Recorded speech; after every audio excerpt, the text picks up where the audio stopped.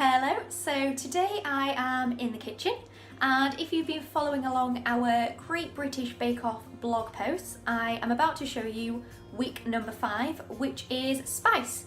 So today we will be making gingerbread biscuits. So firstly we want to get all of our ingredients together. I am just making half of the recipe.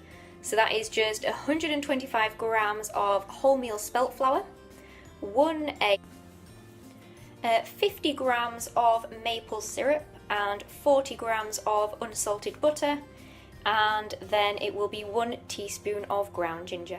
So firstly we're going to preheat the oven to 180 degrees, then put the butter, maple syrup and egg yolk in a bowl, and then we're just going to mix this up really well. Don't worry if at this stage it doesn't look very appetizing, as we're using a natural sugar substitute, so the maple syrup instead of caster sugar.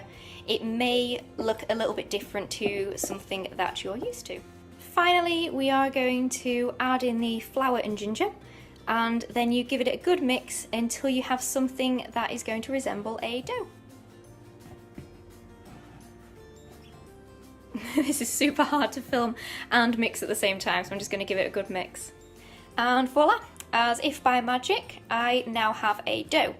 So we're now going to roll this into a ball and then put it on greaseproof paper and stick it in the fridge for 20 minutes to firm up. There we have it, so my dough is in a ball and just wrapped in greaseproof paper. On a side note, while your dough is chilling in the fridge, you can use your egg whites to make yourself a little egg white omelette, like I have here.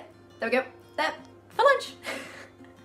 Okay, so once your dough has firmed up in the fridge for around 20 minutes, we're going to put it onto a lightly floured work surface, or in my case quite heavily floured work surface, and then we're going to roll the dough out. Once you've rolled your dough out, we're then going to take your choice of cookie cutter.